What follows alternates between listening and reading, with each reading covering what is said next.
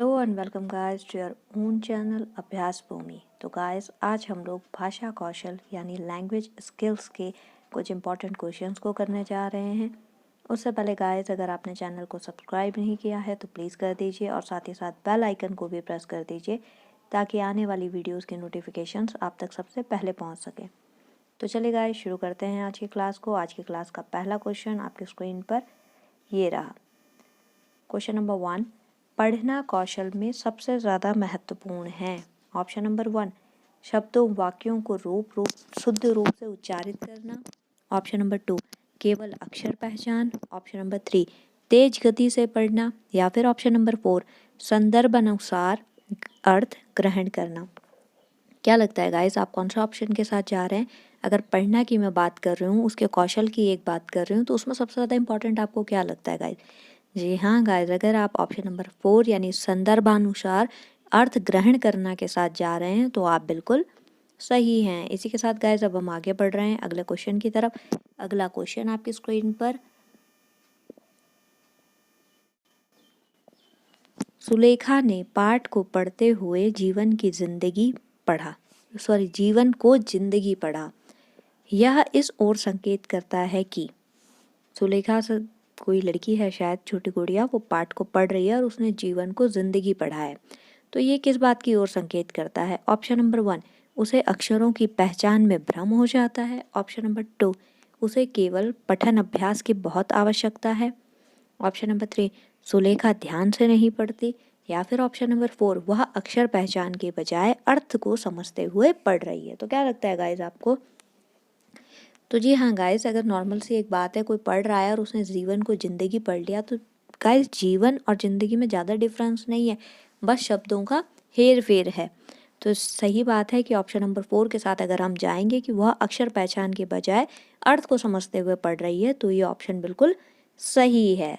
ठीक है गाइस, इसी के साथ हाँ, अगर आपको लग रहा है कि ऑप्शन नंबर 1 की उसे अक्षरों की पहचान में भ्रम हो सकता है, तो ऐसा नहीं है गाइस। जीवन और ज़िंदगी में अक्षरों का ऐसा कोई दिक्कत नहीं है कि उसे भ्रम लग जाए, व उसे द लगे, न उसे ग लगे, नहीं, ये संभव ही नहीं है। और अगर आप ऑप्शन नंबर 2 के साथ जाएं कि उसे केवल पठन अभ्यास की बहुत आवश्यकता है, तो केवल जहाँ लग जाता है गाइस वो नेगेटिव वर्ड हो जाता है। और अगर आप ऑप्शन नंबर 3 को सही सोच रहे हैं, तो 3 मतलब सुनेखा ध्यान से नहीं पढ़ती। तो ध्यान से ना पढ़ने का मतलब तो गाइस बनता ही नहीं है ना, कि अगर बच्चा कोई पढ़ रहा है तो आप उसे कैसे बोल सकते हो कि ये ध्यान से नहीं पढ़ रहा है। ध्यान से पढ़ने में, वो शब्दों में नहीं, पूरे के पूरे वाक्य में गड़बड़ करता है। ठीक है गाइस, यानी ऑप्शन नंबर 4 है वही इसके लिए अप्रोप्रिएट आंसर है इन 4 ऑप्शनों में से। ठीक है गाइस, उम्मीद है आपको क्वेश्चन अच्छे से समझ में आ गया होगा। इसी के साथ अब हम आगे बढ़ रहे हैं अगले क्वेश्चन की तरफ। अगला क्वेश्चन आपकी स्क्रीन पर है, किसी भाषा में कहानी कथन की आवश्यकता के संदर्भ में कौन सा तर्क उचित नहीं है? तो कहानी कथन की आवश्यकता के संदर्भ में गाइस आपको क्या लगता है, कौन सा संदर्भ जो है, ये कथन जो दिए गए हैं, ये उचित नहीं है? तो नेगेटिव आंसर गाइस आपको ढूंढना है। ऑप्शन नंबर 1 की अगर मैं बात करूँ, सभी बच्चों को भाषा सुनने का परिवेश मिलता है। ऑप्शन नंबर 2 की बात करूँ, सभी बच्चों की क्षमता को ध्यान में रखते हुए यह उचित नहीं है। ऑप्शन नंबर 3, बच्चों को शब्द भंडार के विकास के अवसर प्राप्त होते हैं। या फिर ऑप्शन नंबर 4, सभी बच्चों की क्षमता अनुसार कल्पना शक्ति का विकास होता है। तो कौन से ऑप्शन के साथ आप जा रहे हैं गाइज? अगर आप ऑप्शन नंबर 2 यानी सभी बच्चों की क्षमता को ध्यान में रखते हुए यह उचित नहीं है, तो गाइज आप बिल्कुल सही हैं। Option number 2 is the right answer. हमें नेगेटिव आंसर गाइज ढूंढना था ना, तो नेगेटिव आंसर तो यही है। इसी के साथ अब हम आगे बढ़ रहे हैं अगले क्वेश्चन की तरफ। अगला क्वेश्चन गाइस आपकी स्क्रीन पर, लिखित कार्य की जांच में बच्चों की सहायता लेने से, अगर रिटर्न काम हो रहा है कुछ और उसकी जांच चल रही है, तो उसमें बच्चों की सहायता अगर आप ले रहे हैं तो उसमें क्या असर होगा? ऑप्शन नंबर 1, केवल पठन कौशल का अभ्यास होता है। तो गाइस जहाँ पे केवल लग जाता है ना, कोशिश कीजिए उस आंसर को थोड़ा इग्नोर करने की, नेगेटिविटी में जाता है गाइस वो आंसर। ऑप्शन नंबर 2, बच्चे ज़्यादा गलतियाँ ढूंढना सीख जाते हैं। तो ज़्यादा क्या गाइस, जितनी गलतियाँ होगी उतनी गलतियाँ ढूंढ पाएगा ना, ज़्यादा का तो कोई कॉन्सेप्ट ही नहीं होता। ऑप्शन नंबर 3, बच्चों को दूसरों के हस्तलिखित सामग्री को पढ़ने का अवसर और अवलोकन क्षमता के विकास का अवसर मिलता है। ये बात बिल्कुल सही है। एक बार और अगला ऑप्शन देख लेते हैं, ऑप्शन नंबर 4, बच्चे दूसरों के विचारों से परिचित होते हैं। तो डेटा में क्या विचारों से परिचित होंगे गाइस? यानी option number 3 is the right answer, बच्चों को दूसरे के हस्तलिखित सामग्री को पढ़ने का अवसर और अवलोकन क्षमता के विकास का अवसर मिलता है। ठीक है गाइस, उम्मीद है आपको समझ में आ रहा होगा। अब हम आगे बढ़ रहे हैं अगले क्वेश्चन की तरफ। अगला क्वेश्चन आपके स्क्रीन पर, कक्षा में मौजूद बहुभाषिकता, एक क्लास है जहाँ पे बहुभाषिकता मतलब बहुत सारी भाषा बोलने वाले बच्चे हैं, उसमें ऑप्शन नंबर 1 बच्चों को लक्ष्य भाषा सीखने के लिए हतोत्साहित करती है। जो बच्चों को लक्ष्य भाषा जो होती है सीखने के लिए हतोत्साहित करेगी बहुभाषिता। या फिर ऑप्शन नंबर 2 शिक्षक के लिए एक जटिल और कठोर चुनौती है। ऑप्शन नंबर 3 भाषा शिक्षण में बाधक है। या फिर ऑप्शन नंबर 4 भाषा शिक्षण में एक संसाधन के रूप में प्रयोग हो सकती है। तो क्या लगता है गाइस, अगर कक्षा में मौजूद बहुभाषिता है तो आप बहुभाषिकता को किस ऑप्शन के साथ टिक करेंगे? जी हाँ गाइस, अगर आप ऑप्शन नंबर 4 के साथ जा रहे हैं तो आप बिल्कुल सही है। भाषा शिक्षण में एक संसाधन के रूप में प्रयुक्त हो सकती है गाइस बहुभाषिकता, कोई चुनौती नहीं है।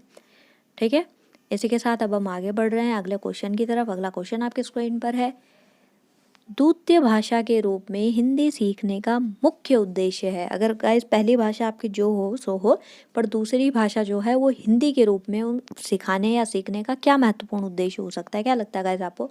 अगर मैं ऑप्शन नंबर 1 के साथ जाऊँ, मानक हिंदी लिखने में निपुणता प्राप्त करना, ऐसा लगता है आपको? ऑप्शन नंबर 2 हिंदी और अपनी मातृभाषा के अंतर को कंठस्थ करना, कंठस्थ मतलब रटना, नेगेटिव आंसर हो गया गाइस।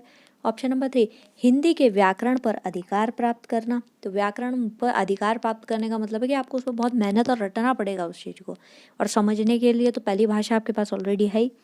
ऑप्शन नंबर 4 दैनिक जीवन में हिंदी को समझने और बोलने की क्षमता का विकास करना। तो क्या लगता है गाइस आपको?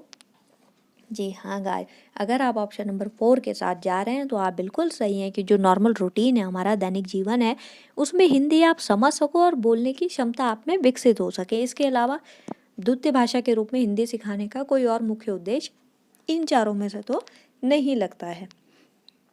ठीक है, इसके साथ अब हम आगे बढ़ रहे हैं गाइस अगले क्वेश्चन की तरफ। अगला क्वेश्चन आपकी स्क्रीन पर, उच्च कक्षाओं में ऑप्शन नंबर 1 साहित्य साध्य है और भाषा कौशल साधन। या फिर ऑप्शन नंबर 2 केवल छंद अलंकारों को समझने का प्रयास करना ही भाषा शिक्षण का उद्देश्य है। या फिर ऑप्शन नंबर 3 भाषा कौशल साध्य है और साधन है साहित्य। क्या लगता है गाइस आपको? या फिर ऑप्शन नंबर 4 भाषा की पाठ्य पुस्तक अत्यंत महत्वपूर्ण है। तो उच्च कक्षाओं की अब मैं बात कर रही हूँ गाइस, तो कौन से आप ऑप्शन के साथ जा रहे हैं? तो जी हाँ गाइस, अगर आप ऑप्शन नंबर 3 यानी भाषा कौशल साध्य है और साधन है साहित्य, इस ऑप्शन के साथ जा रहे हैं तो गाइस आप बिल्कुल सही हैं। ठीक है, इसी के साथ अब हम आगे बढ़ रहे हैं अगले क्वेश्चन की तरफ। अगला क्वेश्चन आपकी स्क्रीन पर, ये गाइस ज़्यादा बड़ा हो गया लगता है, अब ठीक हो गया है। सपना अपनी कक्षा के बच्चों को मौखिक अभिव्यक्ति के अवसर देने के लिए अनेक क्रियाकलाप करती है। सपना कोई शायद शिक्षिका है, ये अपने कक्षा के बच्चों को मौखिक अभिव्यक्ति के लिए बहुत सारे क्रियाकलाप के अवसर देती है। आप निम्नलिखित में से सबसे ज़्यादा प्रभावी किसे मानते हैं? तो गाइस ऑप्शन दे रहे हैं हम आपके सामने। ऑप्शन नंबर 1 विभिन्न परिस्थितियों में संवाद अदायगी करना। ऑप्शन नंबर 2 शब्दों को जोर जोर से बोलना। ऑप्शन नंबर 3 कहानी को बोल बोल कर पढ़ना। या फिर ऑप्शन नंबर 4 समाचार पत्र का वाचन करना। तो गाइस इसमें दिया है कि बच्चों को मौखिक अभिव्यक्ति के अवसर देना, और उसमें क्रियाकलाप वर्ड जुड़ गया है, तो जाहिर सी बात है गाइस जो लास्ट के 3 ऑप्शन है, ये तीनों के तीनों ऑप्शन कुछ खास ऐसे नज़र नहीं आ रहे हैं। मतलब कहानी को बोलकर पढ़ना, कहानी ऑलरेडी लिखी हुई है, उसे बोलकर ही तो पढ़ना है। समाचार भी ऑलरेडी लिखा हुआ है, उसे बोलकर पढ़ना है। शब्दों को जोर जोर से बोलना, तो शब्दों को जोर से बोलने का क्या फ़र्क पड़ जाएगा? मौखिक अभिव्यक्ति का मतलब है खुद को एक्सप्लेन करना, यानी option number 1 is the right answer, विभिन्न परिस्थितियों में संवाद अदायगी करना। इसी के साथ गाइस अब हम आगे बढ़ रहे हैं अगले क्वेश्चन की तरफ। अगला क्वेश्चन आपकी स्क्रीन पर, भाषा की कक्षा में समाचार पत्र पत्रिकाओं का उपयोग यह सुनिश्चित करता है कि ऑप्शन नंबर 1 शिक्षण सामग्री का उपयोग हो रहा है। ऑप्शन नंबर 2 बच्चों की भाषा पर समाचार पत्र पत्रिकाओं का प्रभाव पड़े। ऑप्शन नंबर 3 बच्चों को मुख्य शिक्षक याद है।